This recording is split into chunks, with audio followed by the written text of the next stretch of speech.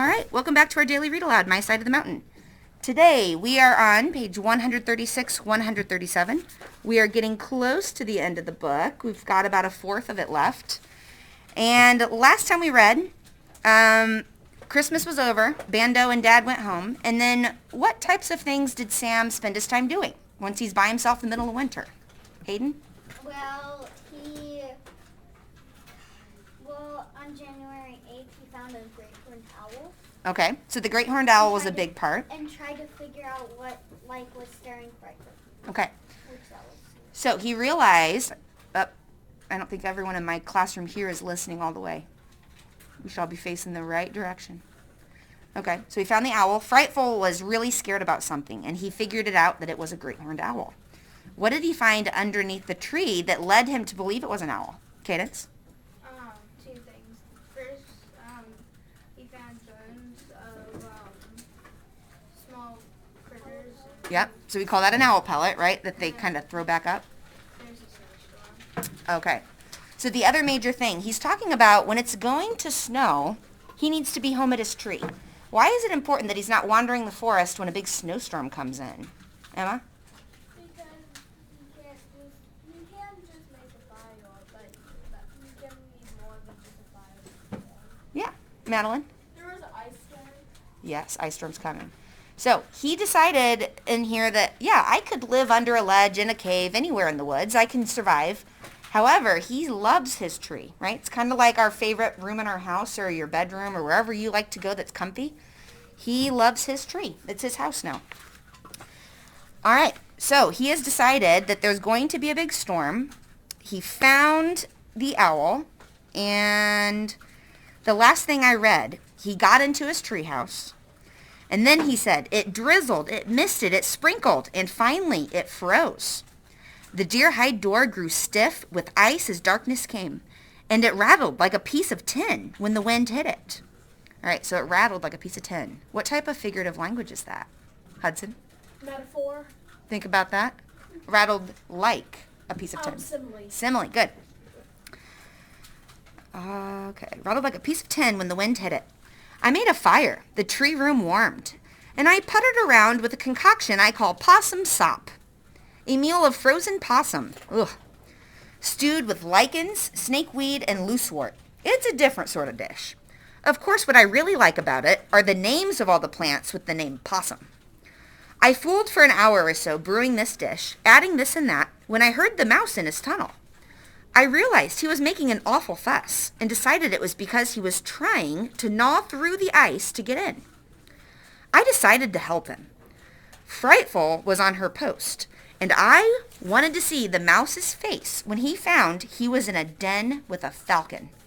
Is that a dangerous place for a little mouse to be? Yeah. I pushed the deerskin door. It wouldn't budge. I kicked it. It gave a little, cracking like china. And I realized that I was going to be iced in if I didn't keep that door open. I finally got it open. There must have been 1.5 inches of ice on it. The mouse, needless to say, was gone. I ate my supper and reminded myself to awaken and open the door off and on during the night. I put more wood on the fire, as it was damp in spite of the flames, and went to bed in my underwear and suit. I awoke twice and kicked open the door. Then I fell into a sound sleep that lasted hours beyond my usual rising time. I overslept, I discovered, because I was in a block of ice, and none of the morning sounds of the forest penetrated my glass house to awaken me. The first thing I did was try to open the door. I chipped and kicked and managed to get my head out to see what had happened. I was sealed in. Now, I have seen ice storms, and I know that they can be shiny and glassy and treacherous, but this was something else. There were sheets of ice binding the aspens to earth and cementing the tops of the hemlocks in arches. It was inches thick. So we talked a little bit about an ice storm. Think about, like, when the water's on top of the branch, it falls off, right, because it's water. When ice is on top of the branch, it freezes and forms a thick layer. So what do you think these trees looked like in the woods that had all that heavy ice frozen on them? Abby? Like, probably almost 2 or 4. Yeah. So those of you, pretend my arms are trees, okay? When it gets that icy, they drag down like this. The tops lean down, and they're so stiff they lay down. Sometimes they snap in half. Okay? And then as the ice melts, they can raise back up to the way they should be. Abby? Yeah, they're kind of they're probably kind of looking tired. That's a good way to put it, right? The trees are tired with ice. All right. So he is trapped in a block of ice, inches thick. What does he mean by a block of ice? Well, he's inside his tree, and the whole tree got covered in ice, so he's kind of like in a soundproof chamber. So everything outside, he has to hear it through all that ice. So it's very quiet. So that's why he didn't wake up on time. Frightful winged out of the door and flew to a limb, where she tried to perch. She slipped, dropped to the ground, and skidded on her wings and undercoverts to a low spot where she finally stopped. She tried to get to her feet, slipped, lost her balance, and spread her wings. She finally flapped into the air and hovered there until she could locate a decent perch. She found one close against the bole of the hemlock. It was ice-free. I laughed at her, and then I came out and took a step. Any prediction on what's going to happen after he laughed at her and he tries to walk, Zoe? He's gonna fall down. All right, let's see. I'm gonna what? She said he's going to fall down. We'll find out. I laughed at her, and then I came out and took a step. I landed with an explosion on my seat. The jolt splintered the ice and sent glass-covered limbs clattering to earth like a shop full of shattering crystal. As I sat there, and I didn't dare to move because I might get hurt, I heard an enormous explosion. It was followed by splintering and clattering and smashing. A maple at the edge of the meadow had literally blown up. I feared now for my trees. The ice was too heavy to bear. Sorry, I lost my spot. While down, I chipped the deer flap clean and sort of swam back into my tree, listening to trees exploding all over the mountain. It was a fearful and dreadful sound. I lit a fire, ate smoked fish and dried apples, and went out again. I must say, I toyed with the idea of making ice skates. However, I saw the iron wagon axle iced against a tree and crawled to it. I de-iced it with the butt of my axe and used it for a cane. I would stab it in the ground an inch along. I fell a couple of times, but not as hard as that first time. Frightful saw me start off through the woods, for I had to see this winter display, and she winged to my shoulder, glad for a good perch. At the meadow, I looked hopefully for the sun, but it didn't have a chance. The sky was as thick as Indiana bean soup. So I didn't know we were known for having thick bean soup, but apparently we are. So that's another good simile. Out in the open, I watched one tree after another splinter and break under the ice, and the glass sparks that shot into the air and the thunder that the ice made as it shattered were something to remember. At noon, not a drip had fallen. The ice was as tight as it had been at dawn. I heard no nuthatches. The chickadees called once, but were silent again. There was an explosion near my spring. A hemlock had gone. Frightful and I crept back to the tree. I decided that if my house was going to shatter, I would just as soon be in it. Inside, I threw sticks to Frightful, and she caught them in her talons. This is a game we play when we are tense and bored. Night came, and the ice still lay in sheets. We slept to the occasional boom of breaking trees, although the explosions were not as frequent. Apparently, the most rotted and oldest trees had collapsed first. The rest were more resilient, and unless a wind came up, I figured the damage was over. At midnight, a wind came up. It awakened me, for the screech of the iced limbs rubbing each other and the snapping of the ice were like the sounds from a madhouse. I listened, decided there was nothing I could do, buried my head under the deer hide, and went back to sleep. Around 6 or 7, I heard Barometer, the nuthatch. He yanked as he went food hunting through the hemlock grove. I jumped up and looked out. The sun had come through, and the forest sparkled and shone in cruel splendor. That day, I heard the drip-drip begin, and by evening, some of the trees had dumped their loads and were slowly lifting themselves to their feet, so to speak. The aspens and the birch trees, however, were still bent like Indian bows. 3 days later, the forest arose, the ice melted, and for about a day or so, we had warm, glorious weather. The mountain was a mess. Broken trees, fallen limbs were everywhere. I felt badly about their ruins until I thought that this had been happening to the mountain for thousands of years, and the trees were still there, as were the animals and birds.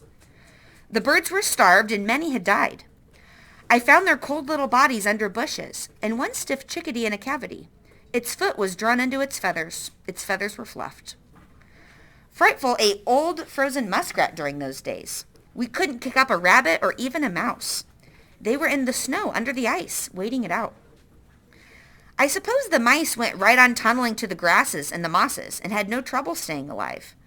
But I did wonder how the bear and weasel was doing. I needn't have. Here are some notes about him. I should not have worried about the bear and weasel. He appeared after the ice storm, looking sleek and pleased with himself. I think he dined royally on many dying animals and birds. All right, so why do you think the bear and weasel had such a feast after the ice storm? Cadence? Because all the animals thought probably it was just a bush. Okay, it's a good prediction. Do you think any of the little animals that live under the snow got trapped under the ice? Yeah, which is sad. Yeah, it is sad. So even though this was a terrible time for some animals, it helped out the bear and weasel, right? Do you think there were other predators that were able to eat some of the animals that couldn't make it? Yeah. Angie? They said trees were starting to fall down, and I'm a little worried that that's going to happen to Sam's tree with him in it. I know. That'd be terrible, wouldn't it? I can't imagine him losing Frightful when he dies in that big tree. I know. We don't want to think about that. Hayden? Well, bear and weasel, he could eat a lot because there's a lot of mice and some deer that die. Well, he probably won't be eating a deer. A weasel is kind of like the size of a medium dog. It's not super big, My dogs. but he has a lot of food to eat. So even though sometimes it seems nature is cruel, and it can seem that way, it helped out some of the other animals in the woods. All right, so we shouldn't have worried about him. He had dined royally. In any event, he was full of pep and ran up the hemlock to chase Frightful off her perch. That Baron. It's a good thing I don't have to tie Frightful much anymore, or he would certainly try to kill her. He still attacks me, more for the fun of being spent sprawled out on the snow than for... I didn't read that right. Wrong page. He still attacks me, more for the fun of being sent sprawling out into the snow than for food, for he hasn't put his teeth in my trousers for a month. January was a fierce month. After the ice storm came more snow. The mountaintop was never free of it. The gorge was blocked. Only on the warmest days could I hear deep under the ice the trickle of water seeping over the falls. I still had food, but it was getting low. All the fresh frozen venison was gone, and most of the bulbs and tubers. I longed for just a simple dandelion green. Toward the end of January, I began to feel tired, and my elbows and knees were a little stiff. This worried me. I figured it was due to some vitamin I wasn't getting, but I couldn't remember which vitamin it was, or even where I would find it if I could remember it. One morning, my nose bled. It frightened me a bit, and I wondered if I shouldn't hike to the library and reread the material on vitamins. It didn't last long, however, so I figured it wasn't too serious. I decided I would live until the greens came to the land, for I was of the opinion that since I had had nothing green for months, that was probably the trouble. On that same day, Frightful caught a rabbit in the meadow. As I cleaned it, the liver suddenly looked so tempting that I could hardly wait to prepare it. For the next week, I craved liver and ate all I could get. Now, have any of you in here ever craved liver? I sure haven't. So a liver is an animal's organ. So it's not meat, it's an organ. And I will tell you, my dad likes to eat liver. Some people like it. My dad eats liver and onions, which is the grossest thing I can imagine. Onions are So good. I like onions, but liver with the onions is something I'll take a hard pass on. So a lot of people do like liver, but he is eating this liver because there's something in it that his body needs. Okay? So listen. So he craved all the liver he could get. The tiredness ended, the bones stopped aching, and I had no more nosebleeds. Hunger is a funny thing. It has a kind of intelligence all its own. I ate liver almost every day until the first plants emerged, and I never had any more trouble. I have looked up vitamins since. I am not surprised to find that liver is rich in vitamin C. So are citrus fruits and green vegetables. Make sure we're staying quiet. The foods I lacked. Wild plants like sorrel and dock are rich in this vitamin. Even if I had known this at the time, it would have done me no good, for they were but roots in the earth. As it turned out, liver was the only available source of vitamin C, and on liver I stuffed without knowing why. So much for my health. I wonder now why I didn't have more trouble than I did, except that my mother worked in a children's hospital during the war, helping to prepare food, and she was conscious of what made up a balanced meal. We heard a lot about it as kids, so I was not unaware that my winter diet was off balance. After that experience, I noticed things in the forest that I hadn't paid any attention to before. A squirrel had stripped the bark off a sapling at the foot of the meadow, leaving it gleaming white. I pondered when I saw it, wondering if he had lacked a vitamin or two and had sought them in the bark. I must admit, I tried a little of the bark myself, but decided that even if it was loaded with vitamins, I preferred liver. I also noticed that the birds would sit in the sun when it favored our mountain with its light, and I, being awfully vitamin-minded at the time, wondered if they were gathering vitamin D. To be on the safe side, in view of this, I sat in the sun too when it was out. So did Frightful.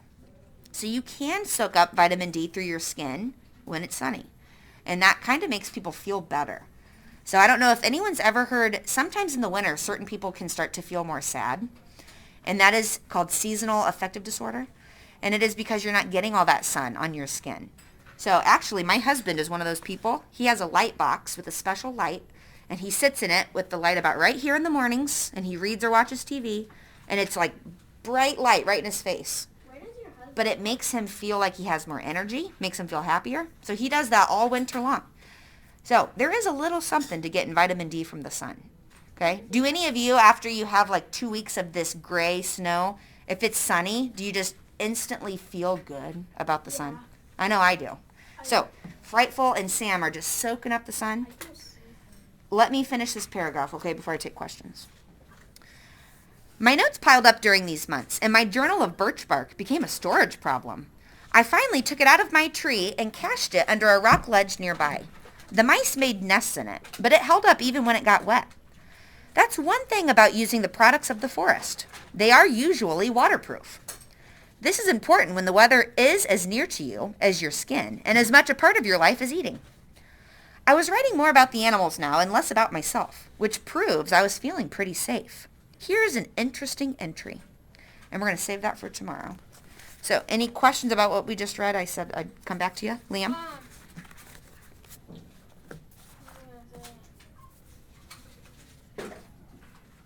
I'll let you keep thinking, okay? Hayden?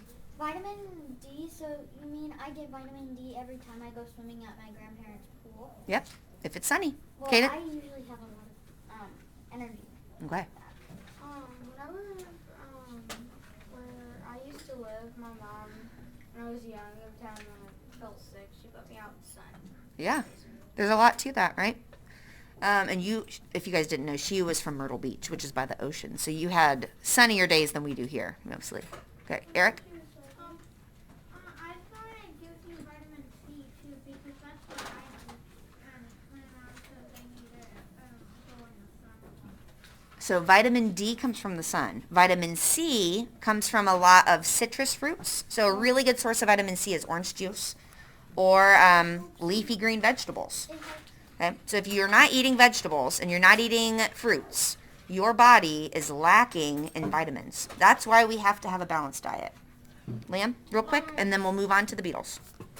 My dad, whenever he wakes up, he gets on the a bike that's like a Peloton. Mm-hmm. And he has this light that's like really bright. Whenever I come near, I'm like, ugh. Yeah, it's probably one of those lights. Kind of helps you wake up and have good energy for your day. Whenever I'm talking, like, Shh, we should only hear Liam right now. whenever he's biking on a Peloton, I just walk up to him like, bike, it's too bright. It is bright. All right, Hayden, real quick. I don't really I haven't really had that much energy this past coming week. Mm-hmm. It could be kind of the seasons do affect our energy. So if you need more sun, if it's a sunny day, that's why if it's sunny in here and we're not watching the screen, I have the windows open, right? Because we need that sun in our life. besides just making us feel happy. Okay, so the Beatles book. Today I'm going to try to get 2 chapters in. Last time we read about the band getting together, and you were all kind of confused because someone was still missing. Who is still not part of the band? Madeline? Ringo. We know that he adds in later, okay? So maybe in this chapter we'll hear about him. And the last thing I read about was they changed their name from the Quarrymen, which I'm so glad they did because that doesn't sound as good as the Beatles. All right, chapter 6, a new name, a new look. Now that they were a band, the Beatles needed to book some gigs. Remember, a gig is like a mini little concert. Back then, no one knew they'd be the most popular rock band in the world one day and sell millions of albums. No one knew they'd someday be called the Fab Four, short for Fabulous Four, or that they'd be able to fill baseball stadiums with fans. In those days, when the Beatles came calling, all the club owners saw were 5 scruffy teenagers in beat-up leather jackets. At first, their music wasn't very good. Is that surprising to you guys? Okay. I'm glad you said no. Why do you think they weren't very good at first? Josiah? Because it was like their first time, and you're not the best at everything on the first time. Yeah. I don't think anyone in here can say, everything I try, I do the best the first time, right? That's kind of the opposite. Does it take a lot of practice before you do your best at something? Obviously, okay? So if you were surprised by this, the Beatles had to practice too, just like everybody else. Emma? Yeah, I'm learning piano, and when I first was started, I wasn't really good. It takes time, right? I've been doing it for like a month or so. Mm-hmm. I made my own song. Very cool. All right, so practice makes perfect, or good enough, for everyone, okay? Even the Beatles. Where does your husband work? He works for Amazon. Okay, we need to stay quiet. All right, so at first their music wasn't very good. It wasn't their fault. Stu was just learning how to play bass, and he didn't really want to be in the band anyway. Oh. Just a second. I got to pause. I got a phone call. Okay, sorry about that, guys. I am back. Okay, so Stu was learning how to play bass, and it says he didn't really want to be in the band anyway. He wanted to be a painter. John never took guitar lessons, so he still made a lot of mistakes, which I think is really cool. John Lennon, at this point, had never had a guitar lesson. Same thing for Paul and George, and the only reason Pete was the drummer was because he owned a drum set. In 1959, they got their first steady job. A club owner in Hamburg, Germany, visited England. He was hoping to find a group of cheap young rock and rollers. He made an offer to the Beatles. Hamburg was far away, in another country, but the club owner promised the Beatles a place to sleep and a regular paycheck. Even their own dressing room. Naturally, the boys were excited. Their parents, however, were not. Remember, they're all still pretty young, teenagers, right? Aunt Mimi, ugh, do you think she's going to like this? Yeah. Aunt Mimi had always opposed John's dream of playing music. Now she insisted that John stay in art school. Paul's father also put up a fight. He worried that Paul wouldn't get enough to eat if he went to Germany. But like Mimi, Jim knew he really couldn't stop his son. John and Paul were 18 and old enough to do what they wanted. And they wanted to go to Germany. Hamburg sounded great to the boys. When they got there, though, they found that some of the club owner's promises were lies. The club was a dirty, smelly place called the Indra. Their dressing room was actually a public bathroom. They slept on small beds set up behind the screen of a local movie theater. After playing all night, they couldn't even sleep late the next morning. They found the sound of the movies woke them up. Performing on stage wasn't easy either. In the past, their gigs lasted an hour at the most. In Hamburg, they were on stage for 8 hours. But all that practice did help make them better musicians. John and Paul wrote lots of songs. They also learned how to play dozens of songs by their favorite musicians, including Elvis Presley, Buddy Holly, and Chuck Berry. They even made up songs on the spot. That's called jamming. Sometimes they felt tired and grumpy.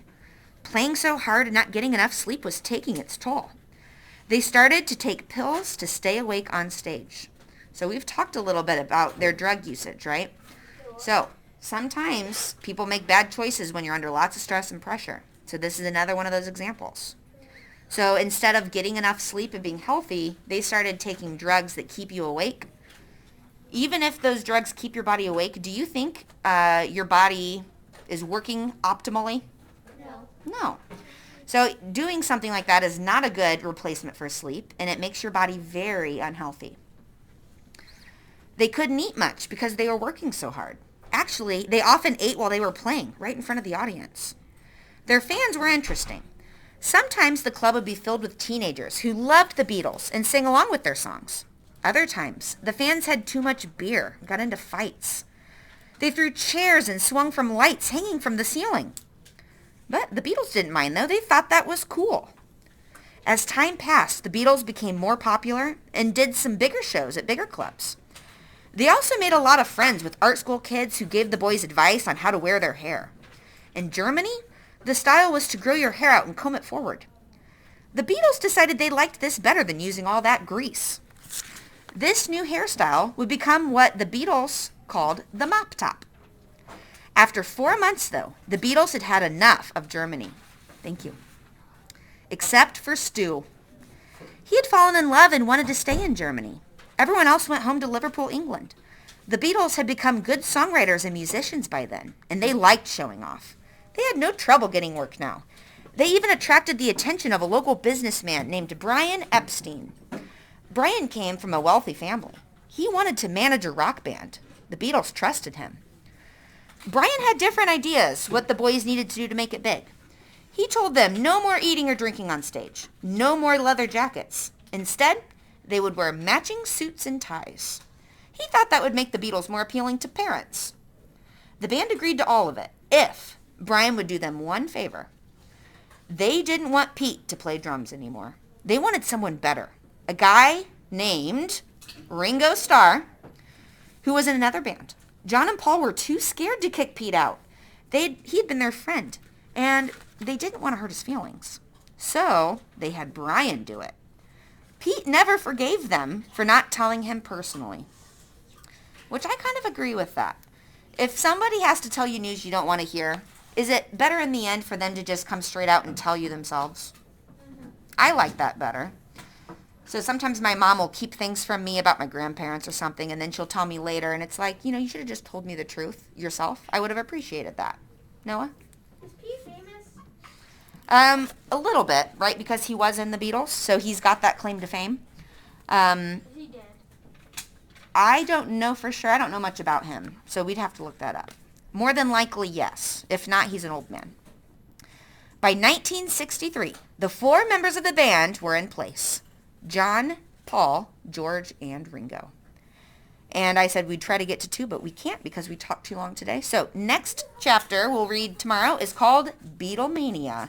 And this is when the boys start to become the Beatles that we've been reading about. All right? Thank you all for reading with me today. I will see you tomorrow.